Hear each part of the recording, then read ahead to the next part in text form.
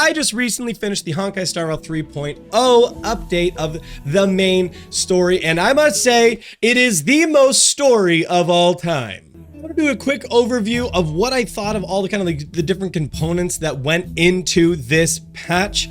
I know some people had some fears of, oh no, is this gonna be Penacony? Is this gonna be Penacony 3.0 or Penacony 2.0? Is this gonna be as yappy as Penacony? Yes.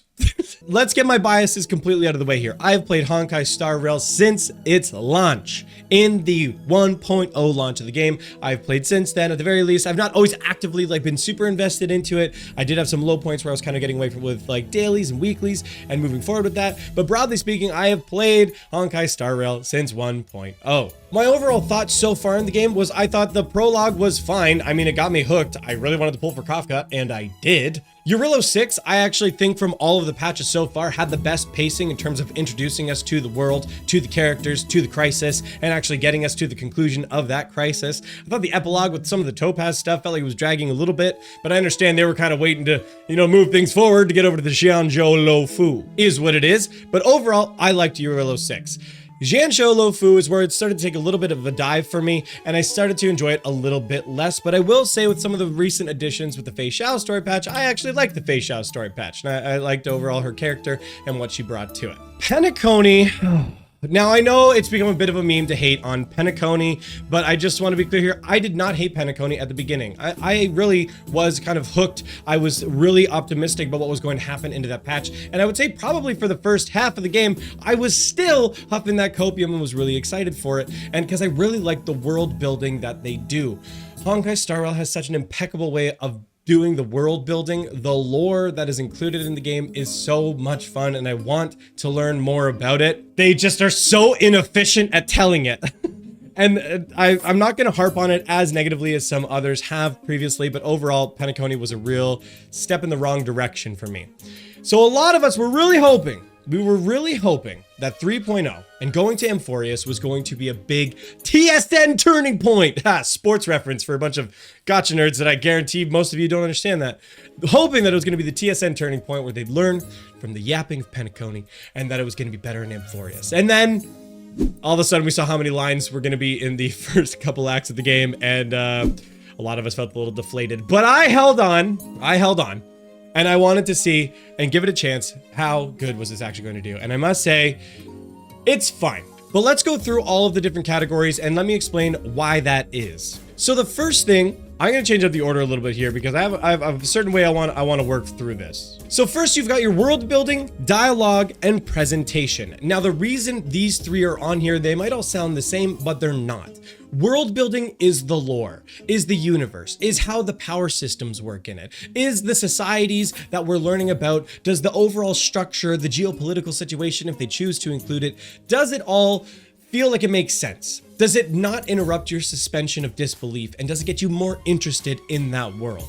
For me, yes, I actually really like the world building of Amphorius. I like the mysterious hook about what's going on outside of it. Why is it cut off from the rest of the galaxy? And there's a lot of interesting things there as we're diving into the remembrance that got me really excited. So I must say that by far is the strongest thing that's going for it. So for me, actually for Amphorius, pulling on the Greek mythology and some of the different motifs there, I actually really liked it. So for me, I gave it a 7 out of 10. Some people might say it's a little bit too generous, but I personally am a fan of the world building that's happening there. The plot itself is like, what are the different story beats that's going in here? What is the intrigue in our characters and what is actually driving them to be engaging here? The plot here definitely takes a lot more of like a classic, anime approach, I'll say, in that our protagonist, the character we're playing as, the Trailblazer, you're kind of just there because you're like, hey, we're here to help.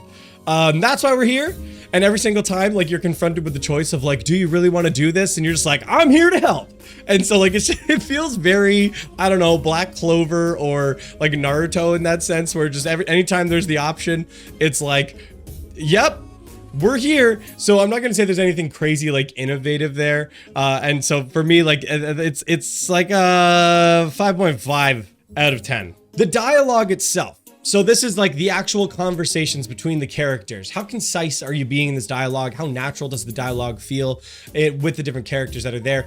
Does the words that a character's saying match with the character that they're supposed to represent? For me, I actually thought the dialogue was pretty strong in terms of like character matching it, lining up. I really liked Aglia. Tribby is like, kind of like cute and fun. I like how they're bringing in the different themes of the three fates that are being brought in with Tribby there as well. And I do like the other characters with Pinon, and I can't remember the other like red guy, friggin' his name, the guy from Kremnos. He was pretty cool too, and I liked other exchanges, and there were certain moments for it that I really liked. So overall, the dialogue was pretty strong for me, and I'm giving it another 7 out of 10. Presentation. This is where we start to fall apart a little bit. I want to make sure that I've got measured expectations here, because with Honkai Star Rail, we've seen like how they generally tell the story. You've got the characters standing around, you switch between the dialogue between them. And so I understand that is a little more of what's happened historically, but I think a lot of us want to see some more innovation there, because that model is getting really stale for that being all that the characters are doing. And so I want to see more to it. And I know they can do more to it, because there is a specific example of it in the game that I was like, sweet. When we are running on the chains outside of a keep in Kremnos, the camera angle changes and the characters are yelling and calling back and forth to each other, having a dialogue, and it just made it feel so much more immersive. Instead of the characters just standing around before running on the chains having this conversation, you're running and actively participating in it while this exchange is taking place. That's what we're looking for in presentation to make it feel fresh, so it's not just the same constantly over and over again. And so the presentation really is less than to be desired. I understand like it's like consistent with Penacony in many ways, but it still wasn't quite meeting it. Also, the special animations that were included were so short, and most of them really didn't have any kind of like of the emphasis that I would have been looking for in that process. We didn't get the same galactic cleave that we got from Acheron happening in Penacony. Despite the yappery in Penacony, like the certain things that took place there still got me hyped. I didn't quite get that as much with Amphorius. So presentation, it's basically status quo, what we've come to expect, 5 out of 10. Music was fine, and to be honest, like music has one of those drawbacks where you don't notice it when it's good, but you notice it when it's bad most of the time. And if you notice it when it's good, it's because it's exceptional. I don't know if it ever hit that for me. I don't know if it ever hit that exceptional level where I was like, oh man, these tracks are just amazing. It was just kind of like, yeah, it's pretty good. It fits, it matches. And so like, I'm happy with that. So I don't mean this in like a negative way, but for me, it was like 66. It's like a 6.5 out of 10. World design and graphic fidelity, honestly, overall character models look good. World building look good. I think the quality of the environment to me looks way better in Amphorius than it does in Penacony. Penacony was really rough in some areas where I just felt like it just didn't look very good. Some areas looked beautiful. Other areas looked like horrible. Like I felt like the whole lobby area from the Rappa patch, like in the university, a lot of that area looked like kind of like crap to me, if I'm being honest. So I do think that the overall like world design, environment design of Amphorius is really strong. And so I'm giving it a 7 out of 10. Emotional impact, to be honest, the fact that this story quest was like 7 to 10 hours, depending on how fast you went through it, I think the fact that it didn't really feel like there was any emotional impact at any point in the story is really bad. There was one moment, maybe 1.5, that like I felt like any kind of engagement. The first time, minor spoiler, the first time is when we accidentally go against our promise against Aglia, and she puts us on an impromptu trial that we're actually threatened with basically death.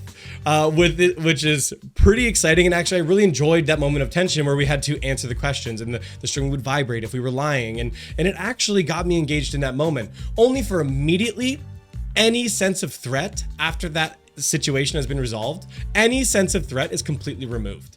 By the way, Aggie, I was actually wondering, when you were in the vortex earlier with them, were you actually going to...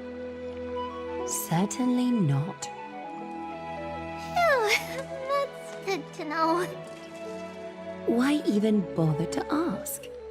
If you were truly convinced of my intent to harm them, you would have intervened.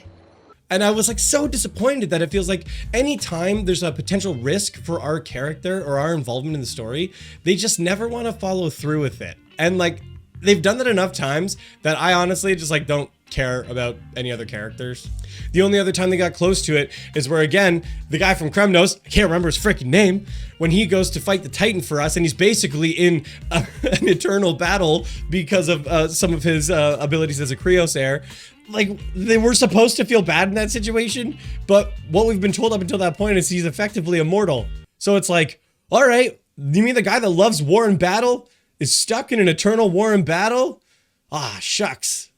That's rough, guys. Like, I don't know. Like, it was like a cool, you know, self-sacrificing moment, but when you really started to dig into it, it kind of lost a lot of its weight. So for me, like, emotional investment here, the only reason I'm going to stick with giving it a 5 is because there's a bit of a twist at the end that I'm not going to lie.